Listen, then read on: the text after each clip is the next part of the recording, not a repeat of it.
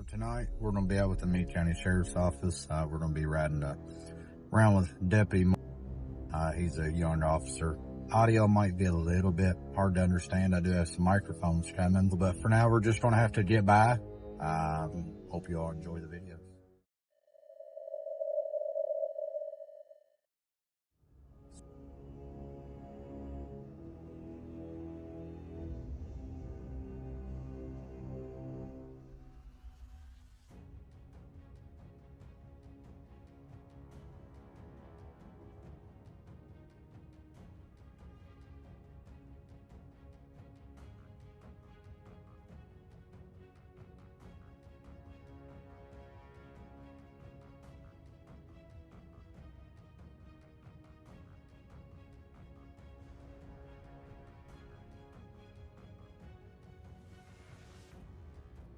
So the green numbers on the radar, that's our speed, is that right? The numbers on the right?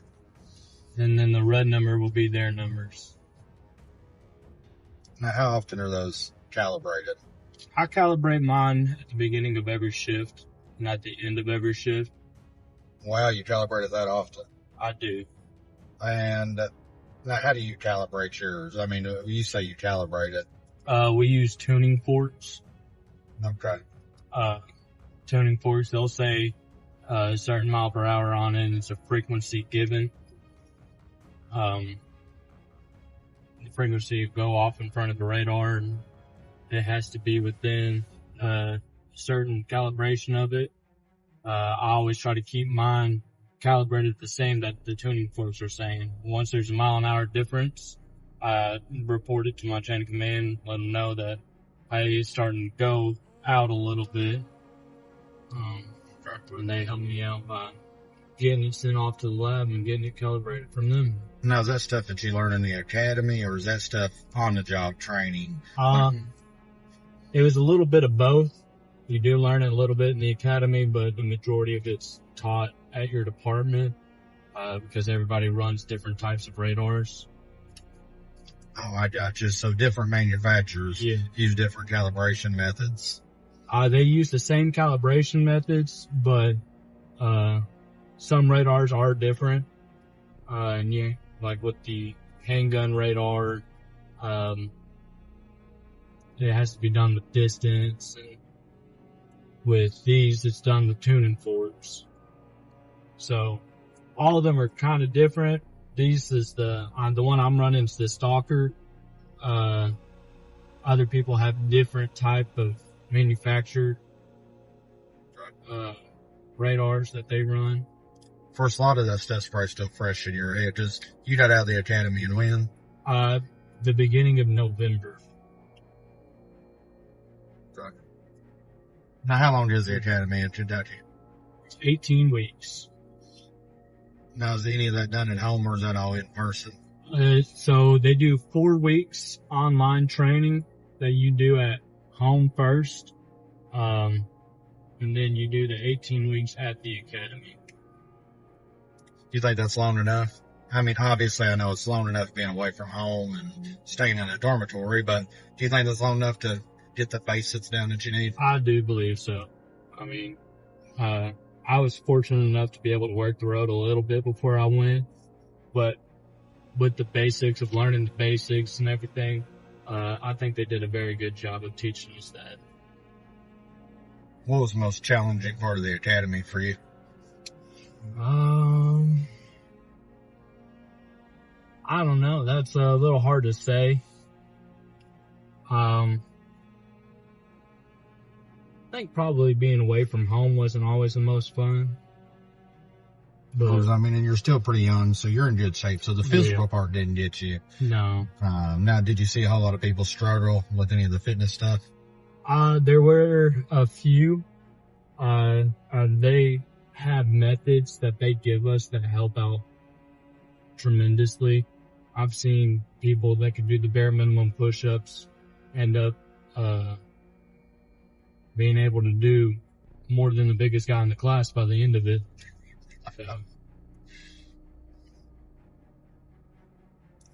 What was the funnest part of the academy? Between the driving and the shooting, I think. I think the scenarios were awesome as well. Me growing up being a wrestler and being in the military and everything, it's probably got to be when it came to the defensive tactics that we've learned, fighting the red man, being OC sprayed. I really enjoy all of that. Now, I know being OC sprayed is part of the training that you have to do. Now, what about tasing? And did you get tased? I did get tased. What'd you think about being tased? That was 5 seconds of pain. But afterwards, my muscles, I've never felt so relaxed. Now, do you think taking exposure to a taser, do you think that's good for everybody to do, just for the simple reason it makes you think before you tase somebody whether or not it's justified? I do, because, I mean, a lot can go when you tase somebody. For instance, if they're running, how their body would lock up after getting tased and falling down, or if they're on a high place. I think that's something that people don't think about unless they have the experience or have been tased. So I think it's good experience for everybody.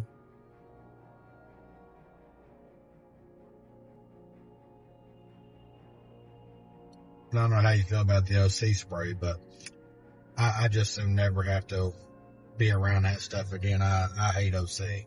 I think I'm done with OC myself. That was another fun trip. I think OC is bad for everybody involved. It can be. If you don't use it properly or warn your partners on scene or anything like that, it could be bad for everybody involved. Yeah, if you got somebody that has a happy finger and just starts spraying and, yeah, gets everybody involved.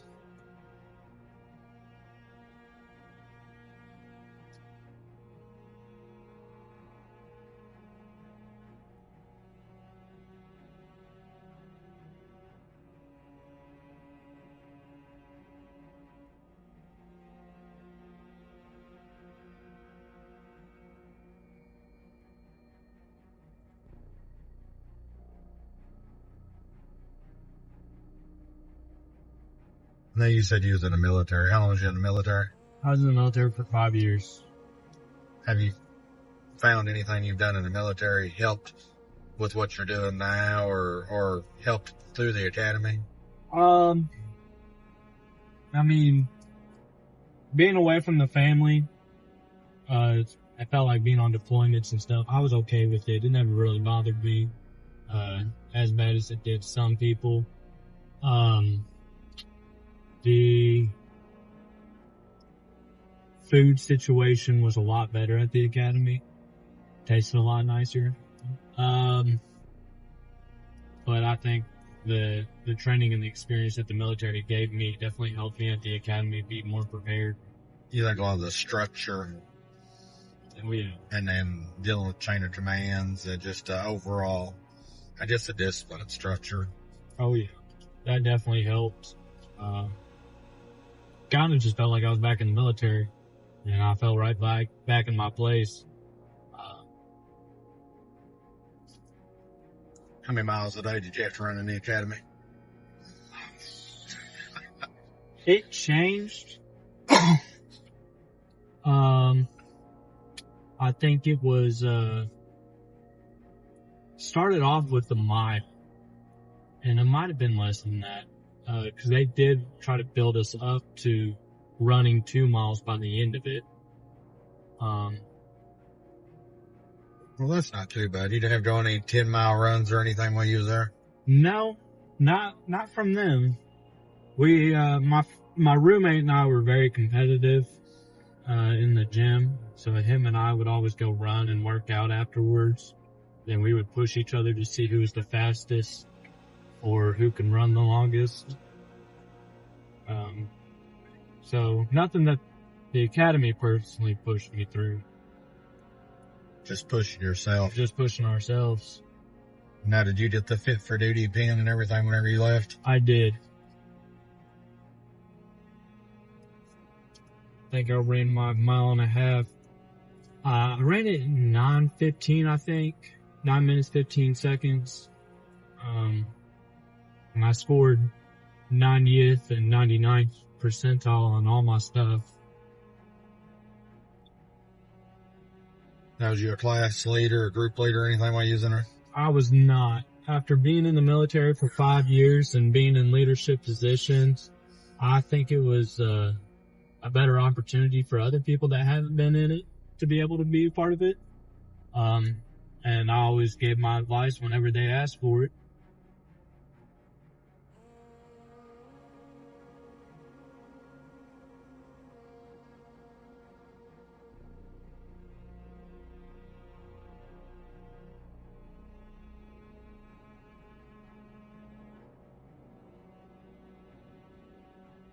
Now, the call you was on earlier, what was kind of the backstory on that? I heard some of it on the radio, but what was actually the call? 931 810. 931. It's going to be 10-6 new core per 921. I'll take my picture. 923. Regarding the person with the gun. Yeah, what actually started that, or what was he doing? So, dispatch advised of a call, a person with a gun, threatening to shoot people. He kept pacing back and forth down the street, into his home and into his car. He had gotten into an argument with his girlfriend, thinking that she was cheating on him. And then he started yelling at the neighbors, saying that he was going to shoot them. When I arrived on scene, I already had 2 other deputies on scene. He was being very compliant with us, laying down on the ground. We got him detained. We found the gun. It was a defaced firearm. He was a convicted felon, so he's not allowed to be near a firearm. Firearm's defaced, and he's in possession of it. So he was charged with possession of a firearm as a felon, possession of a defaced firearm, menacing, and wanton endangerment in the 1st degree. Now, you say defacing. What did he do to deface it? What do you mean? So the serial number on the firearm looked like it had been drilled off, like somebody had taken a Dremel to it and just punched the numbers off. We see defaced firearms a little bit more often. Somebody takes sandpaper and scratch the numbers or something along the lines of that. Basically saying that we can't run the serial number of the firearm and see who it comes back to, who the property owner is of the firearm. And I'm sure they do that a lot of times because it's probably stolen. Yep. Stolen or used in other crimes. And saying basically it can't get tracked back to them. That was the gun on him whenever you all showed up? The gun was hidden actually inside his house behind a false wall behind his water heater. Oh.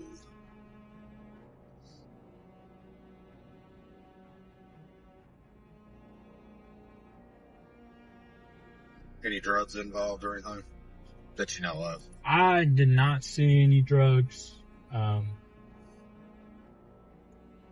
I don't know what my other deputies had saw. This happened earlier today, and a lot of them were at the end of their shift. So whenever I finished with them, I told them that I would have the case number ready for them in the morning and type up a summary report. I made sure that I talked to them and got all my charges in line in case I missed something that they saw that I didn't. Tomorrow, I'm going to have them all type up me a supplementary, basically saying what they saw while they were on scene, who they talked to, what was said to them. Because with a bunch of different people on a scene and a bunch of different police officers and deputies, something might have been missed, and this basically gives us a chance to compare notes to use a little bit better in court. So basically, you'll have one person that carries the charges and opens the case report. Yep. And then everybody who's involved at the scene or has any input, they'll do a supplement to add to that case report. Yep. And that's all part of the discovery process that goes to the court. Yes, sir. Right.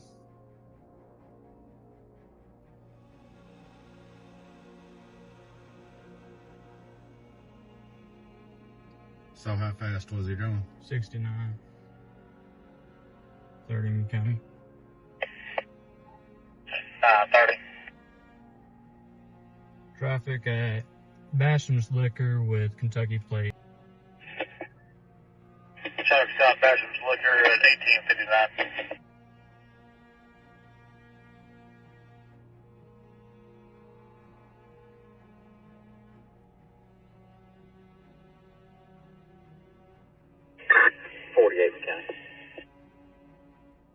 No, 48.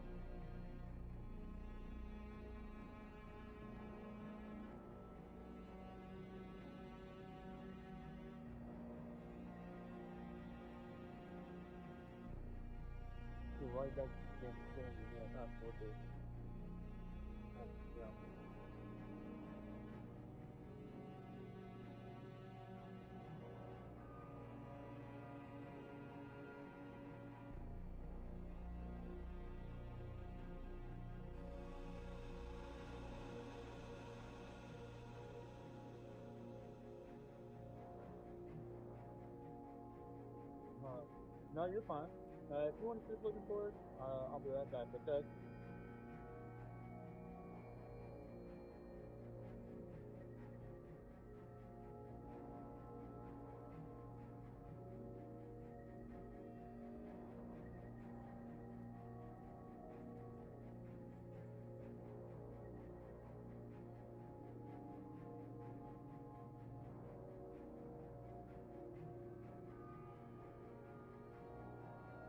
Meade County, copy, NOL. Go ahead.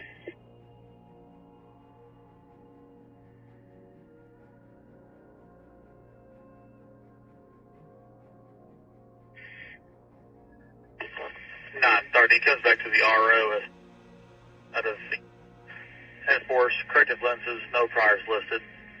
Clear 1029. 10-4. What I'll do is I'll type up a courtesy notice. So no ticket today. No ticket today. But I'll type her a courtesy notice that says that I've been out here with her and talked to her about her speeding. She seemed pretty nice. Seemed like she was just trying to get home or Yep. been a long day. That's what it's been. Been a long day, just wanted to get home.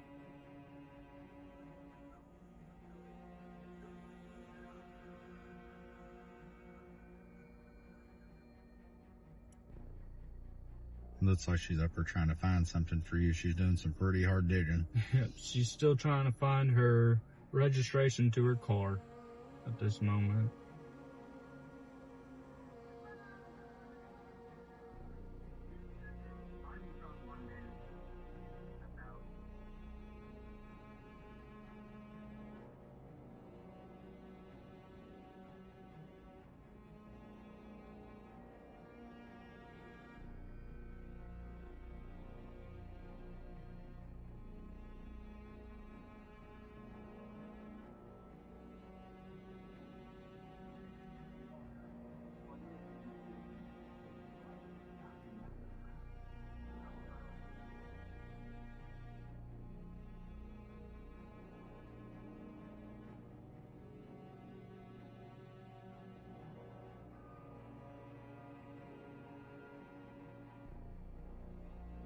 Metro officer. Oh yeah, I'm good. Appreciate it. You too.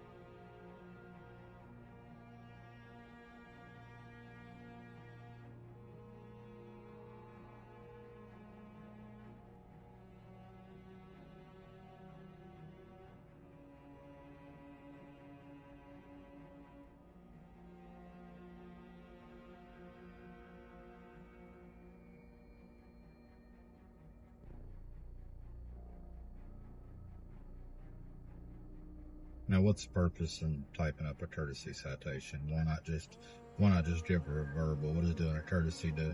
Courtesy logs that I've been out and I've spoken to her in the past about her speeding. It kind of gives us a record that we have talked to her and advised her about her speeding. So if she gets pulled over again and they run her license plate, it'll show that she's been given a warning recently. It will, yep. And that she might have a problem with driving a little fast. Yep.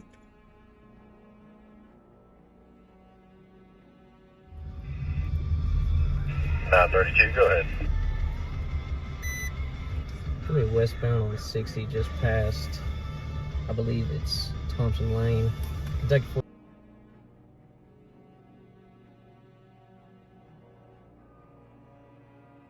On a Honda CRV.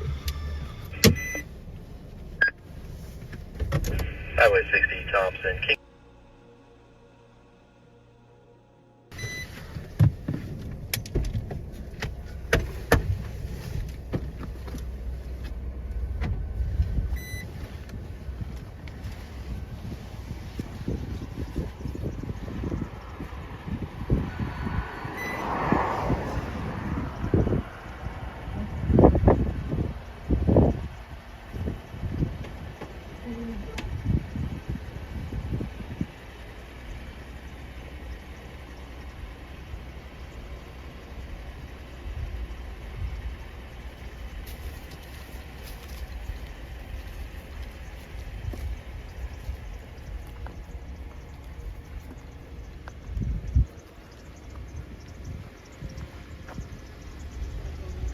They don't?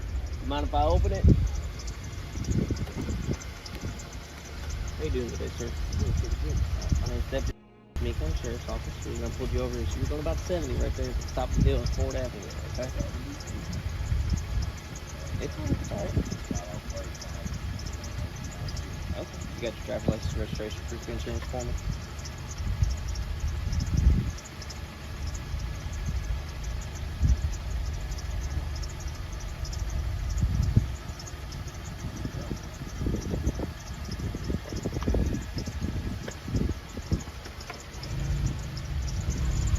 Where's home? Big Springs. Okay. You getting all the way to Belltown. Yeah, I work in Louisville. Okay. Where do you work at? Cardinal Louisville. Okay.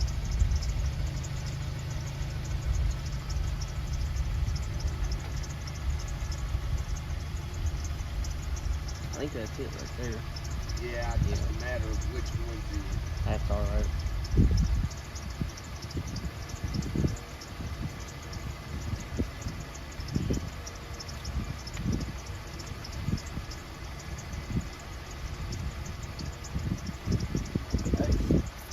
Is that last year's? Okay. This is last year's. It's like everything's good.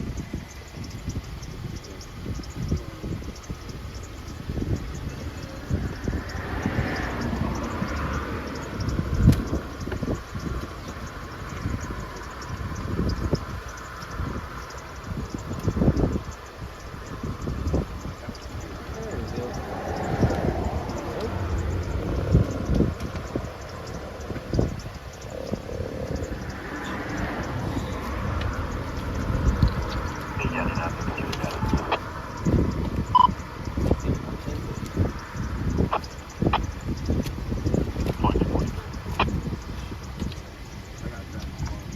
You're good.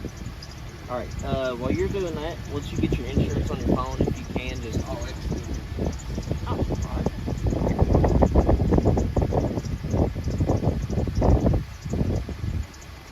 Good old progressive.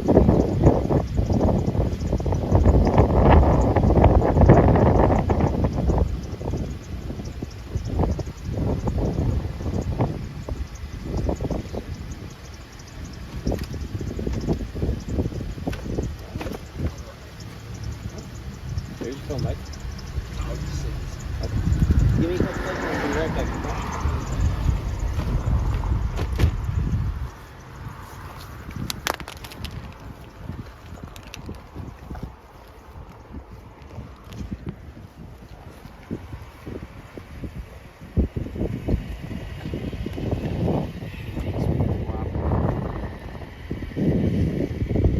It's easy to go a little fast up on that, so I might break.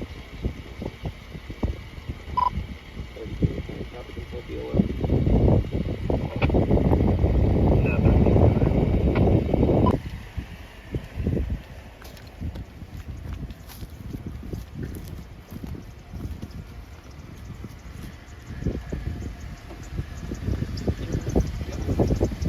Are you on the registry?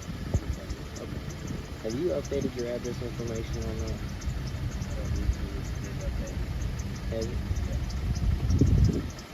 Well, because your driver's license still shows you from Vine Road.